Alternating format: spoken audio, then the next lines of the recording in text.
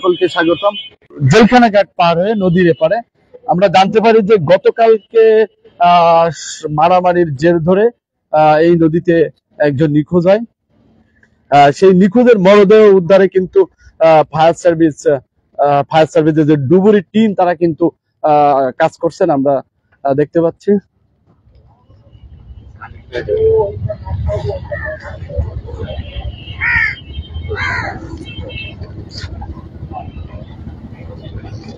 দর্শক যদি আপনাদের একটু দেখাই কাছ থেকে,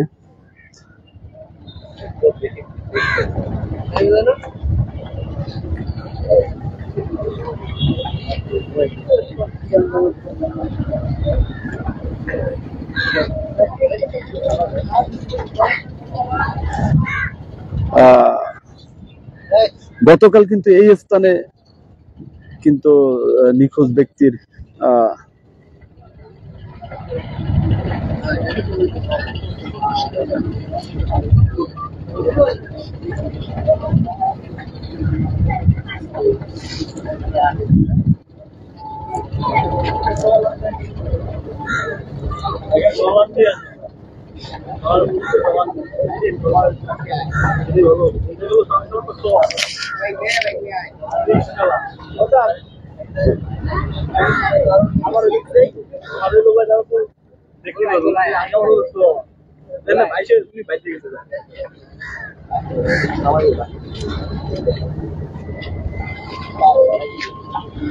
কি হয়েছিল গতকাল এখানে? এই যে মানে যে মানুষ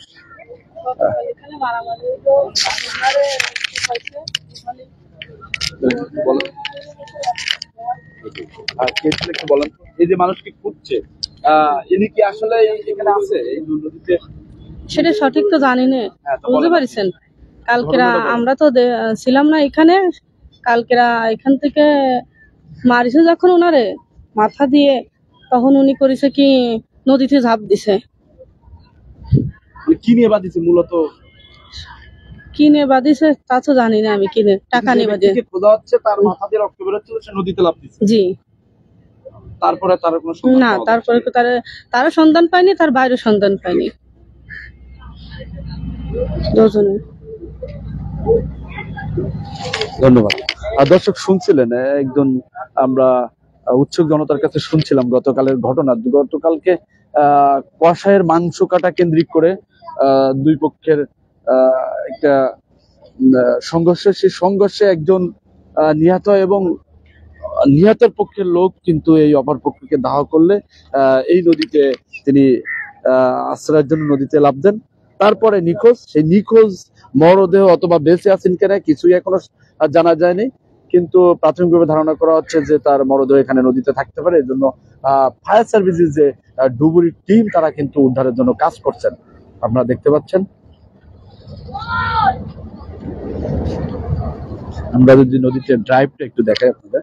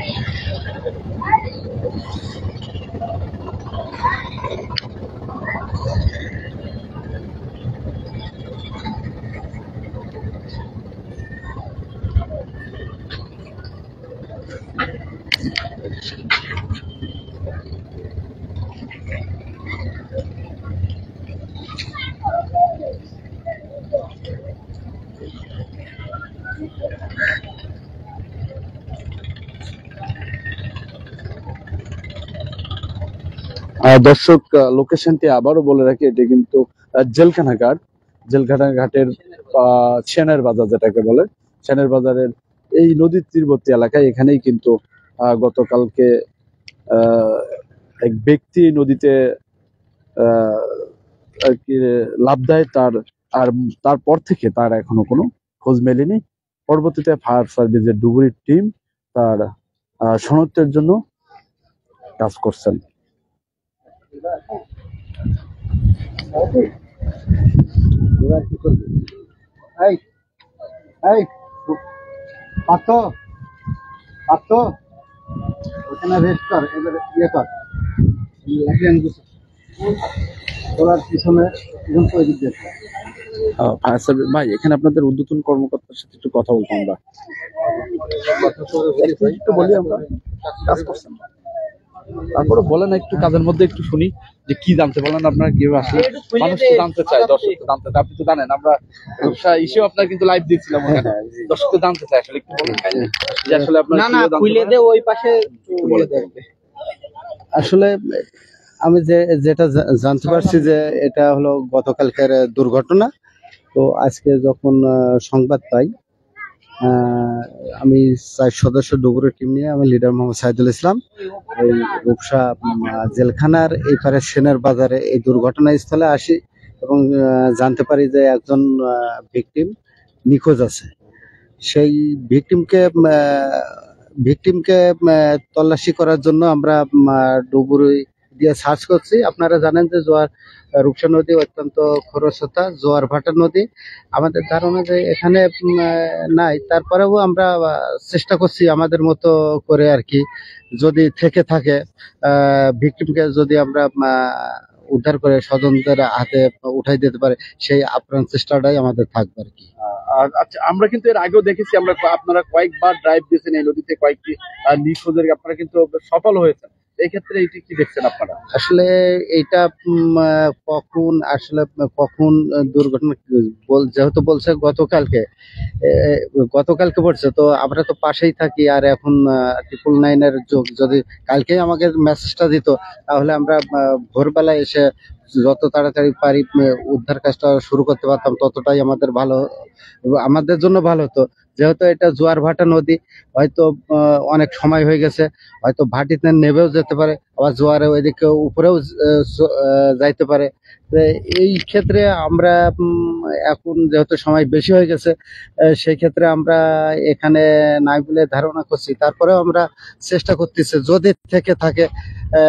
এখন যদি এর কথা তো কোনো ইয়ে নাই, মূল্য নাই, তারপরে আমরা আমাদের মতো করে চেষ্টা করছি। যদি ভিকটিমটাকে পড়ে থাকে আর যদি আমরা পেয়ে থাকি, তাহলে তার স্বজনের কাছে আমরা ডেড বডিটা বুঝাই দিতে পারবো। সেই উপলক্ষে আমাদের এই উদ্ধার কার্যক্রম চলছে, এবং যতক্ষণ আমরা এই ভিকটিমকে না পাবো ততক্ষণ পর্যন্ত আমাদের উদ্ধার অভিযান অব্যাহত থাকবে। ধন্যবাদ আপনাকে। Thank you. আর শুনছিলেন না, এই যে ফায়ার সার্ভিসের যে ড্রাইভ যে টিম, সেই টিমের প্রধানের সাথে আমরা কথা বলছিলাম। তিনি বলছিলেন যে যেহেতু গতকালকের ঘটনা, সেহেতু লাশ যদিও থাকে সেটি সরে যেতে পারে। আমরা দেখছি কিন্তু ফায়ার সার্ভিস কিন্তু আপনার চেষ্টা করছেন সেটি উদ্ধারের জন্য, এবং সাথে পুলিশও আছেন।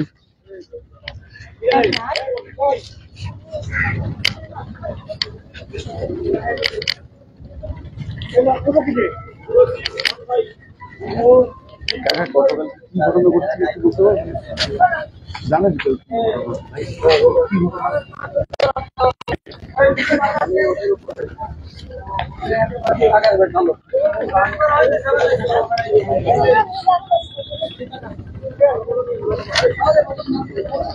দর্শক, গতকালকের কি ঘটেছিল ঘটনা, সেটি কিন্তু পুরোপুরি আমরা এখনো জানতে পারিনি। কিন্তু ঘটনার একটি কেন্দ্র করে একজন মানুষকে যখন ধাওয়া দেওয়া হচ্ছে, কিন্তু এই নদীতেই লাফিয়ে পড়ে, তারপর থেকে সে নিখোঁজ হয়ে যায়, এবং ফায়ার সার্ভিসের ডুবুরির টিম সেই নিখোঁজের মরদেহ উদ্ধারের জন্য কাজ করছে।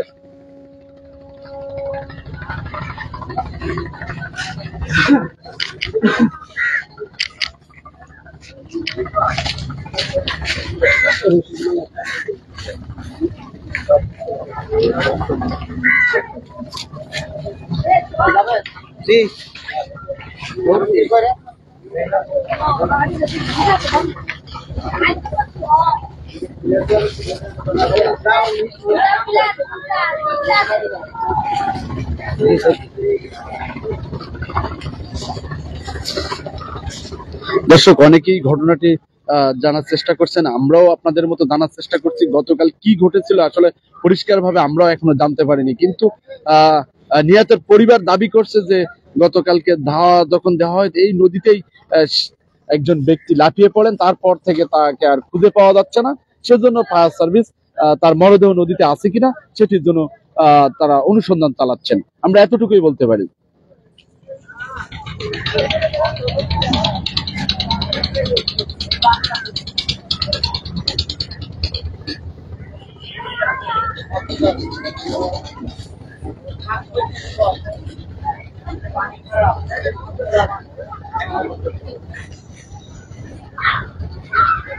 কি হয়েছিল গতকালকে এখানে?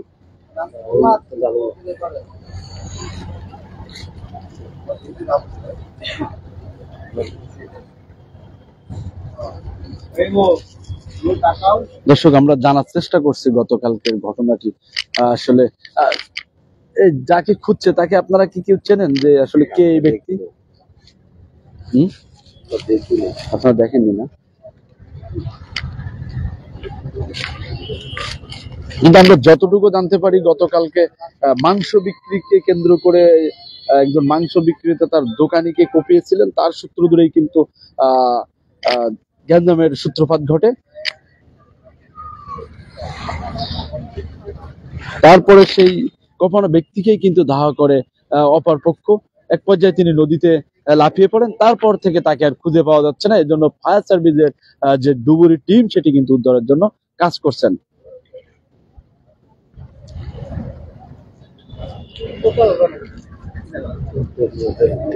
আছে কই? হ্যাঁ, এই আপা, আপনি পরিবারের লোক না, যে যাকে খুঁজছে সে আপনার কি হয়?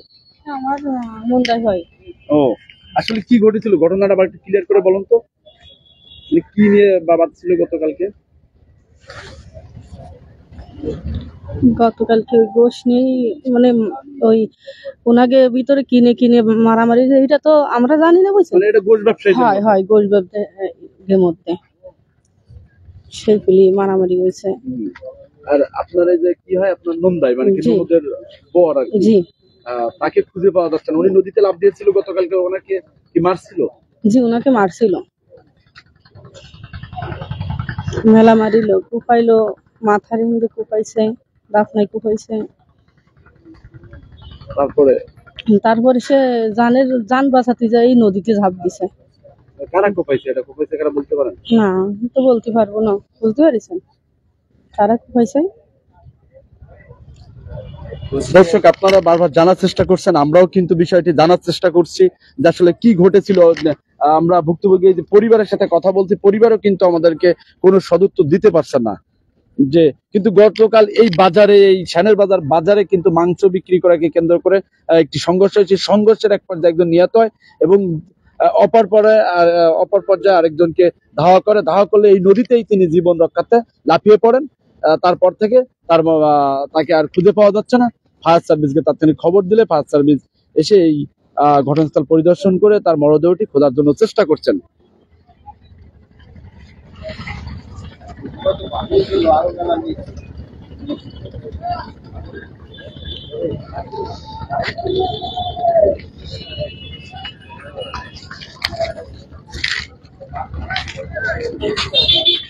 দর্শক, আমরা দেখতে পাচ্ছি পুলিশ সদস্যরাও কিন্তু আছেন এখানে।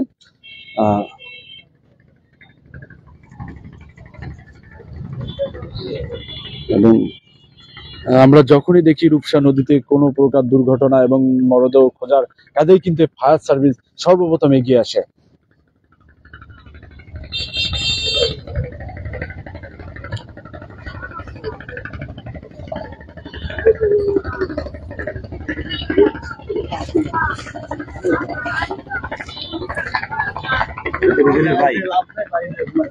দর্শক, ঘটনাটি খুলনা জেলখানা ঘাট পার হয়ে শ্যানের বাজারের এই নদীর তীরবর্তী এলাকার ঘটনা।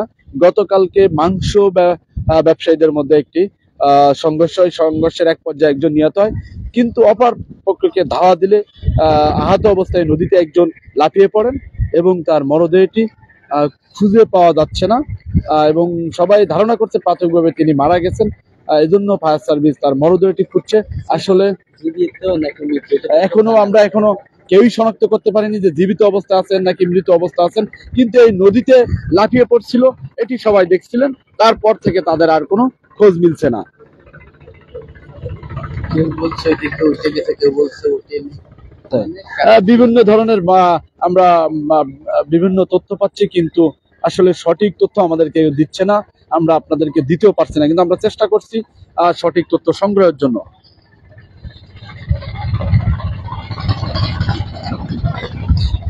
ভাই, যাকে খুঁজে পাওয়া যাচ্ছে না তার নাম কি? যে খুঁজে পাওয়া যাচ্ছে না, জুয়েল। দর্শক, যে ব্যক্তিটিকে গতকাল থেকে খুঁজে পাওয়া যাচ্ছে না, এই নদীতে লাফ দিয়েছিল, তার নামটি হলো জুয়েল। রুবেল কষার ভাই জুয়েল। রুবেল কষায়ের ভাই জুয়েল। তাদের দুই ভাইকে কিন্তু খুঁজে পাওয়া যাচ্ছে না। এক ভাই নদীতে লাফ দিয়েছিল, আরেক ভাই কোথায় গেছে তাকে এখনো খুঁজে পাওয়া যাচ্ছে না।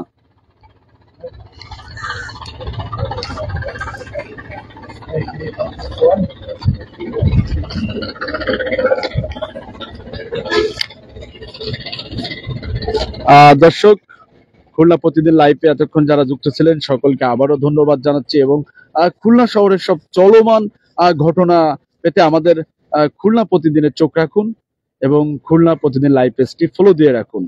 এরকম সব তাৎক্ষণিক ঘটনা পেতে খুলনা প্রতিদিনের চোখ রাখুন, এবং এই ঘটনার সর্বশেষ কি তথ্য এবং নিহত সর্বশেষ তার মরদেহটি উদ্ধার হয়েছে কি হয়নি সেটা সর্বশেষ তথ্য পেতে আমাদের খুলনা প্রতিদিন পেজটিতে চোখ রাখুন।